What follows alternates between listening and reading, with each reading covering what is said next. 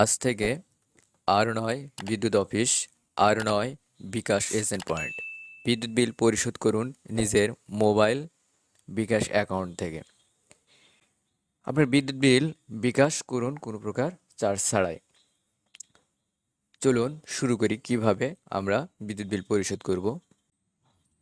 Prepaid ও postpaid, পল্লী বিদ্যুৎ, NESCO, Dressco, DPDC, BPDB এবং বিদ্যুৎ বিল বিকাশ করুন কোনো প্রকার চার্জ ছাড়াই। আমরা প্রথমে আমাদের মোবাইলের বিকাশ অ্যাপসে প্রবেশ করব। বিকাশ অ্যাপস, তারপরে আমরা আমাদের বিকাশের পিন নাম্বারটা দিব। তারপরে আমরা চলে যাব পরবর্তীতে।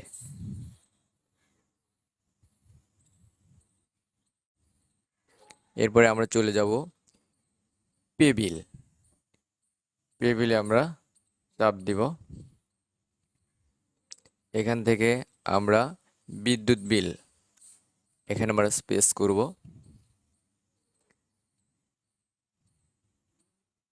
বিদ্যুৎ বিল থেকে আমরা দেখতে পাবো পল্লী বিদ্যুৎ prepaid postpaid, DESCO prepaid postpaid, NESCO prepaid postpaid, DPDC prepaid postpaid, এই সবগুলো আমরা দেখতে পাবো। আমরা নেস্কো প্রিপেইডে আমাদের বিদ্যুৎ বিলটা দিব। আমরা এখানে কাস্টমার নাম্বার দিব, তার নিচে আমরা আমাদের কন্ট্যাক্ট নাম্বার দিব। তারপর আমরা চলে যাব পে বিল। তাহলে প্রথমে আমরা দিব কাস্টমার নাম্বার, তারপর কন্ট্যাক্ট নম্বর, তারপরে আমরা পে বিল করতে এগিয়ে যাব।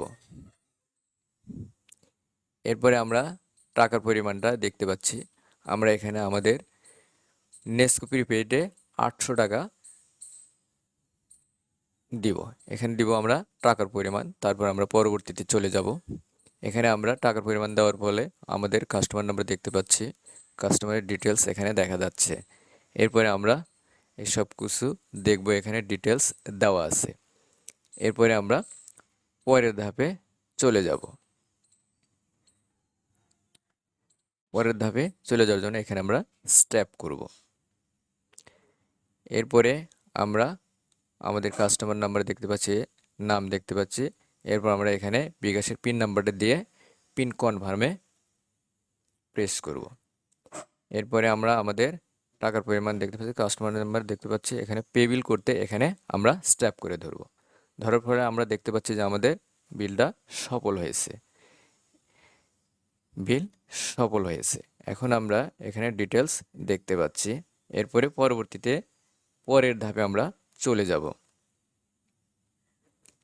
এখানে আমরা আমাদের সবকিছু দেখতে পাচ্ছি। এখান থেকে আমরা আমাদের রিসিট ডাউনলোড করব। আমরা যে বিদ্যুৎ বিলটা দিলাম, এখানে আমরা রিসিটটা ডাউনলোড করব। আমরা এখানে চাপ দিব। চাপ দেওয়ার ফলে আমাদের রিসিপ্ট এরকম ডাউনলোড হবে। এখানে রিসিপ্টের সমস্ত কিছু দেখাচ্ছে। আমরা এখানে আমাদের নেস্কো প্রিপেড নাম দেখতে পাচ্ছি, কাস্টমার নাম্বার দেখতে পাচ্ছি এবং বিল অ্যামাউন্ট দেখা যাচ্ছে, পেমেন্ট ডেট দেখা যাচ্ছে, আইডি দেখা যাচ্ছে, এটা দেখা যাচ্ছে এবং বিকাশ ফি এখানে কিন্তু আমরা পুরোপুরি চার্জ ছাড়ে দিচ্ছি, কারণ আমাদের এই নাম্বারটা প্রিয় নাম্বার করা আছে। আমরা আমাদের মোবাইলে মেসেজ পাবো, মেসেজে আমাদের টোকেন নাম্বার থাকবে। যদি অনলাইনভাবে রিচার্জ হয়ে যায় তাহলে আমাদের ডিজিটাল মিটারে টোকেন নাম্বারটা প্রবেশ করতে হবে না। আর যদি রিচার্জ না হয় তাহলে আমরা টোকেন নাম্বারটা ডিজিটাল মিটারে প্রবেশ করাবো। আমরা আমাদের মোবাইলে মেসেজ পাবো, টোকেন মিটার টোকেন মেসেজ, এখানে টোকেন নাম্বারটা থাকবে। এই টোকেন নাম্বারটা আমরা আমাদের মিটারে প্রবেশ করাবো।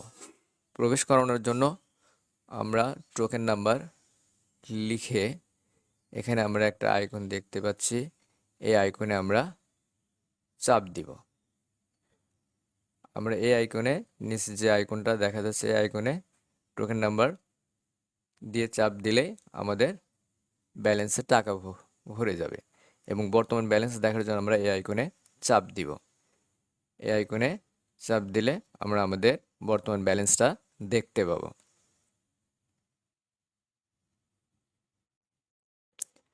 আশা রাখি ভিডিওটি আপনাদের উপকারে আসবে।